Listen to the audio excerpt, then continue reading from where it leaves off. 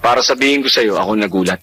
Kumatok ka next time. Kawalan ng manners ang hindi pagkatok. Kumatok ako, no? Kaso wala naman sumagot. Since bukas naman, pumasok na ako. Bakit? Ano bang kailangan mo? Eh kasi malapit na ang exam natin. At pumunta ako ngayon dito para hamunin ka. Ako na ang mananalo sa pagkakataong to, Takashima. Pambihira. Sinasabi ko na nga ba. O sige. Ha? Pero Hikari, tandaan mong pag ako uli ang nanalo. Isang araw ka magiging akin. Maliwanag ba yung Hikari?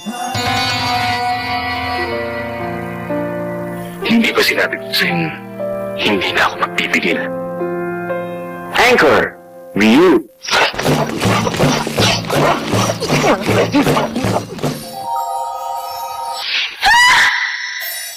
Hindi ba sinabi ko na sa'yo hindi na ako magpipigil? Seryo ka ba? Hindi tama kumain ng buhok? Para talagang sira. Ano ba kasi nangyayari sa kanya? Hindi na siya magpipigil? Isang araw ako magiging kanya? Hindi ba talaga siya kaibigan? Hikari! Aray ko, ano ba problema, Akira? May bad news. Kaya mo sa magbalita, Hikari!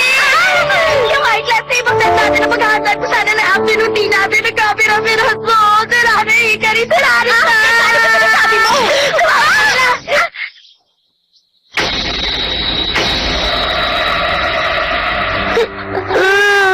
Ano nangyari dito? Magsaserve na sana ako ng afternoon tea natin dahil naayos na yung damage na dinulot ang motorsiklo ni Tadashi. Ang kaso pagdating ko dito. Buti na lang wala naging casualties dahil walang kahit isa na paiwan sa ating kahapon. Masyado misteryoso to ah. Wala naman ito! Sino naman kaya ang gagawa ng ganitong bagay? Iba-ibang klaseng tao ang meron sa school na to. Takashima. Pinapakita nito na marami sa mga estudyante ng eskwelahang ito ang galit sa SA. Umalis na tayo? Wala rin mangyayari kahit pag-isipan pa natin to. Magligpit na lang muna tayo. Hikari, sorry pero pwede pagkuha mo yung mga walis? Delikado kasi pag iniwan tong ganito. Oo.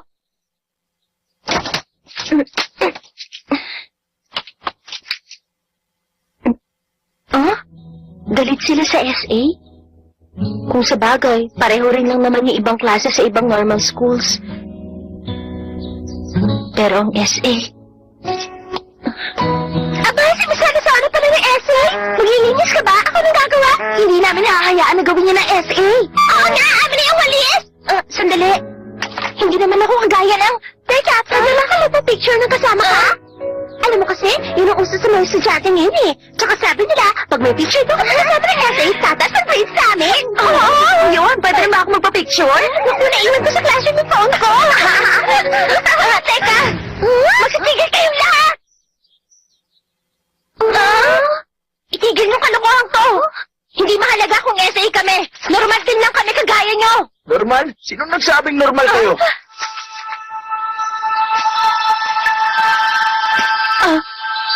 Teka, ikaw yung... Ako nga. Matagal din ako nasuspindi sa school na to nang dahil sa inyo. Oh guys, oras na para sa afternoon tea. Ito na siguro ang pinaka-cheap na tea sa pinaka-cheap na tea set. Wow! Mukhang mamahaling ang t-shirt ko ah! Mukha ka mamahalin to, ha?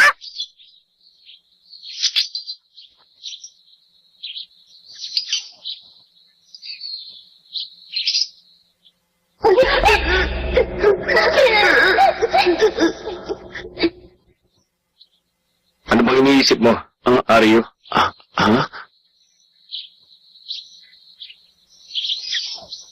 Huwag kang ganyan. Relax ka lang. Bakit? Meron bang mali sa paraan ko ng pagpupulot ng mga kalat dito? Rio, hindi yun ang ibig ko sabihin. Naiintindihan ko nararamdaman mo. Pero sana, huwag kang mawalan ng composure. Oo. Tama na! Alam kong alam mo ang kaibahan sa pagitan ng tama at mali. Pero masyado naman nakakapagtaka na kayo na lang palagi nasa top 7 ranking. Bukod dun, kasali rin sa essay ang anak ng school chairman. Anong gusto mong palabasin na merong foul play, ganun ba? Bakit? Wala ba? Bas kung wala, patunayan niyo sa buong school. Nangahamon ka ba? Hindi ka namin naatrasan! Oh? Ayos, maganda yung sinabi mo. Pero meron ako isang kondisyon. Yung top 7 na si Ryu Chuji ang kagawa ng challenge. Ano sabi mo?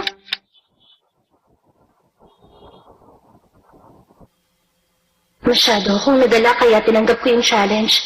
Pero paano kung ayaw ni Ryu na tanggapin ang hamon? Pero hindi, challenge to para sa buong essay.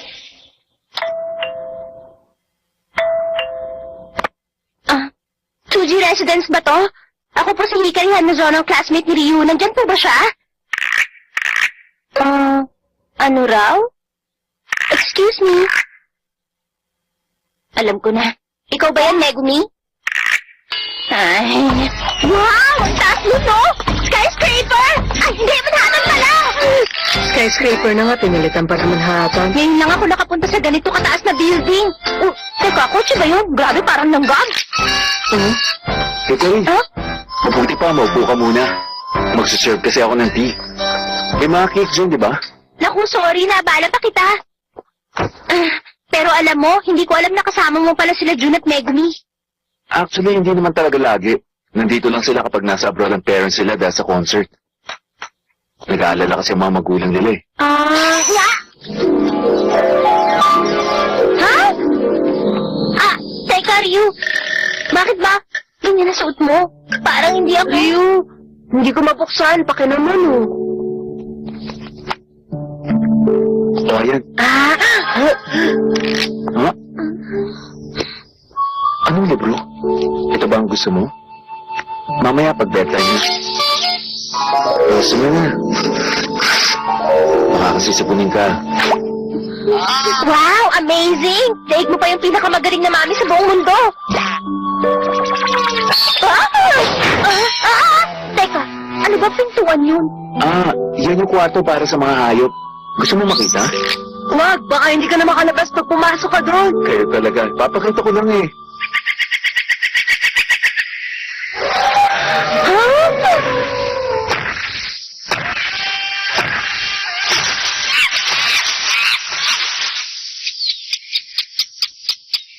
Siya nga pala, bakit ka ba napadaan? Huh? Pumunta ka para kausapin ako, di ba? Ryu, interesado ka ba sa mga challenge? Ang totoo niyan, hindi ako masyado mahilig sa mga ganun. Ganun ba? Basta kasama lang ako sa SA, masaya na ako doon. Wala na akong mahihiling pa. Talaga, Ryu?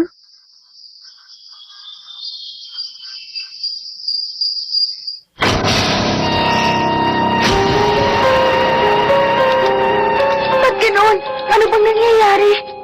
Nagsasawa na ako. Sino ba kasing gumagawa nito? Kailangan na natin kumilos. Mukhang lumalala na ang problema. Ha? Bakit, Hikari? Huwag niyong sabihin na siyang may gawa nito. Oy, Hikari! Sandali!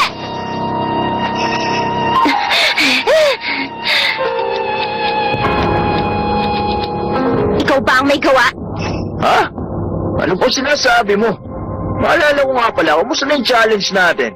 Nausap mo na si Ryu, hindi ba? Anong sinabi niya?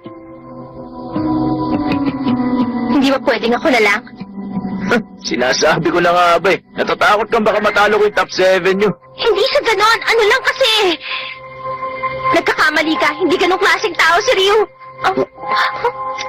Kung gano'n, ito pala ang dahilan. Ryu? Kung ako talagang gusto mong umunin, dapat sabihin mo na lang sa akin ang harapan. Ha? Sigurado namang tatanggi ka kung ginawa ko yun eh. Kaya naisip kong siyang gamitin dahil siguradong papayag siya agad sa oras sa paggiting ko pa lang ang salitang hamon. Tatanungin kita. Ito ba ang gumawa ng vandalism sa greenhouse namin?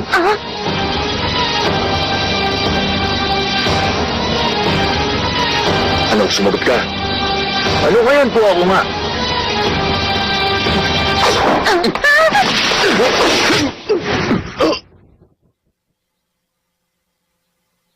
Takashima! Baka masuspindi ka lang. Gaya ni sinabi ko, huwag kang mawala ng composure. Relax lang.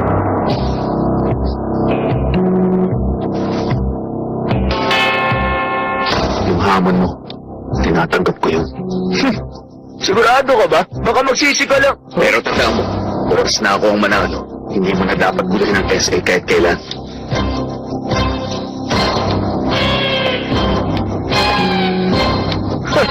Para yun lang pala eh.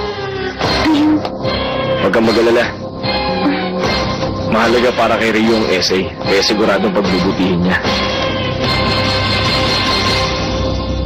Mahalaga sa kanyang SA?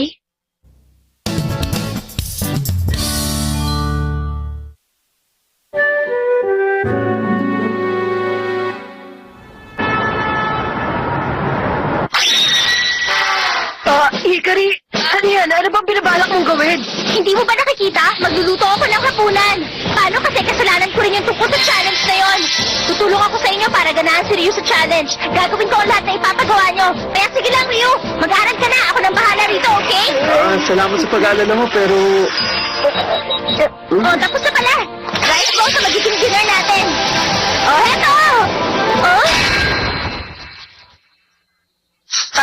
Paano ba to? Alam ko na. Kami na lang ni Megumi magluluto. Ikaw na lang mag-alaga ng mga hayop, Hikari. Sige na. Pero, gusto mo lang naman na makapag-aral si Ryu, hindi ba? Oo, ganun na nga, pero... ganun ba? Sige, okay. Ang sabi niya, nandun lang yun sa aparador.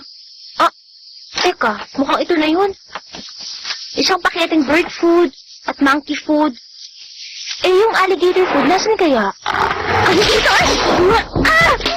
Alligator! Alligator na! Teka! Dapat kumain kayo sa maayos na paraan!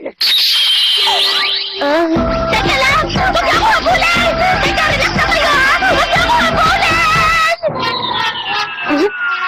Pasensya na, hindi dapat ganun ang kinalabasan nun eh. Huwag mo nang alalahanin yun. Sigurado ako masyadong napalapit sa'yo mga hayop. Hindi nga eh, hindi ganun yun.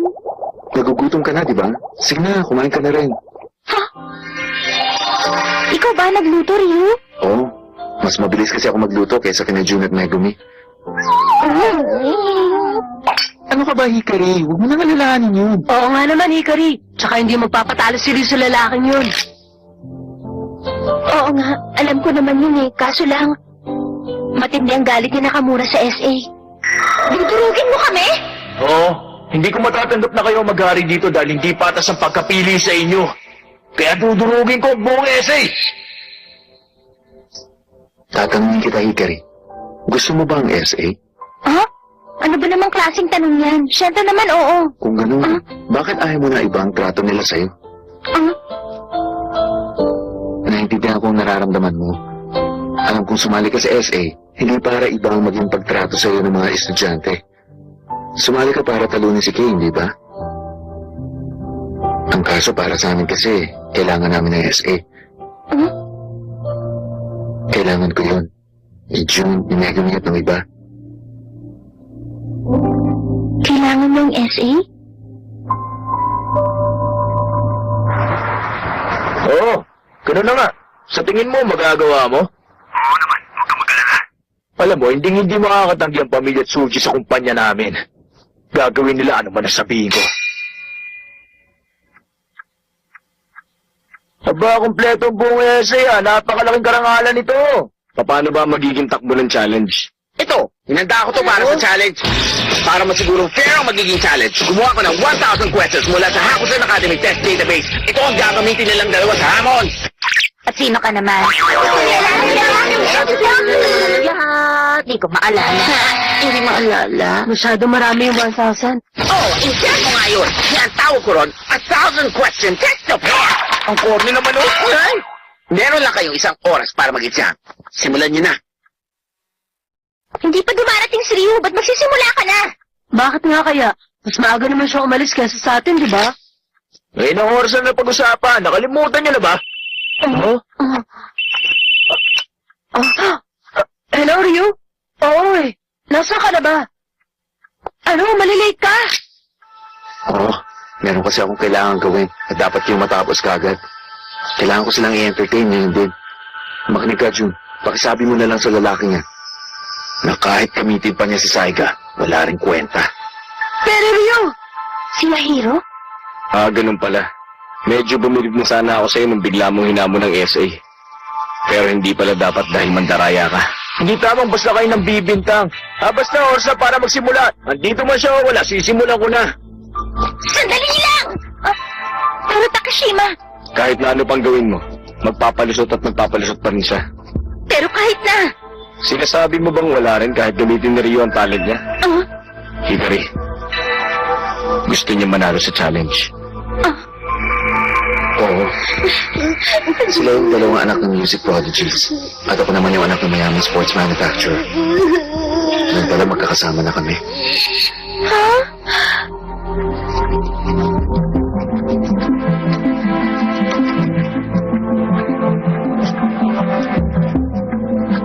Paano na to? 10 minutes na lang ang natitira. Mukhang imposible na manalo si Rio.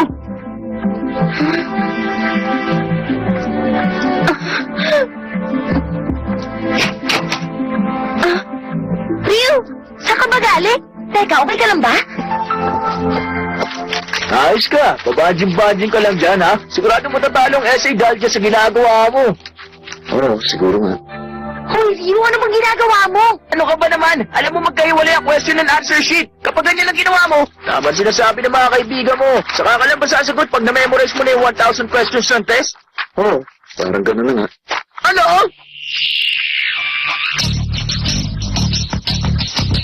Teka, imposible yan! Ang galing niya. Kaya lang naman laging pang 7 lang si Ryu. Dahil hindi siya makapag-aaral mabuti dahil sa pag-aasikaso niya kina Jun at Megumi. Pero kung makakapag-concentrate lang siya,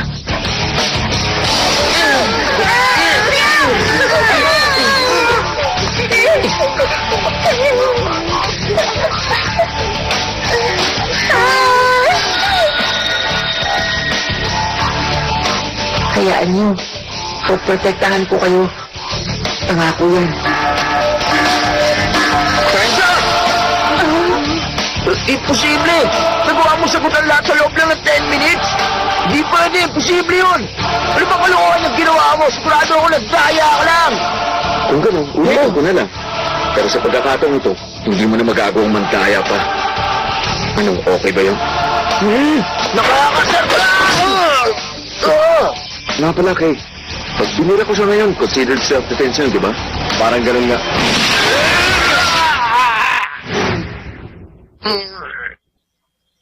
Kahit kailan, huwag mo na uling guguluhin ng SA kung mandadaya ka rin lang. Naintindihan mo?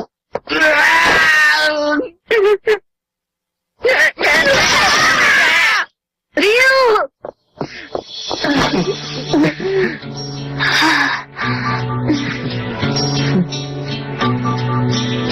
Ryu, nagawa mo.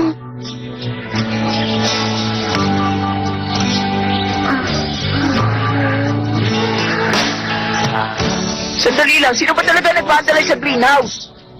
Malay ko, wala na naman kasing sumunod na vandalism eh. Saka hindi na rin naman natin inisip yun. Hoy, Hikari, bakit tahimik ka yata dyan? Wala.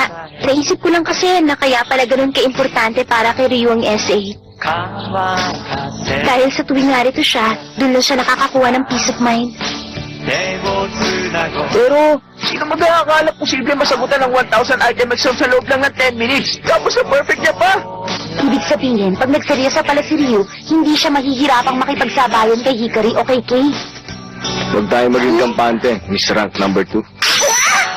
Teka, Takashima! Ba't bigla ka nalang sumusulpot? Hindi mo ba alam na kawalan ng manners yan? Matanong nga kita, handa ka na ba para sa proficiency test? Sa susunod na linggo na yun, Hindi mo naman siguro nakalimutan. Sira ka ba? Siyempre naman hindi. Ba't ko naman makakalimutan? So hindi mo rin nakakalimutan yung usapan natin? Oh, hindi! Hindi ko yun nakakalimutan! Huwag ka magalala! Tanda ako yun! Mabuti naman kung ganun. Excited na tuloy ako. Dapat pagbutihin mo, Miss Rank number 2. Huwag mo ako tatawagin Miss Rank number 2!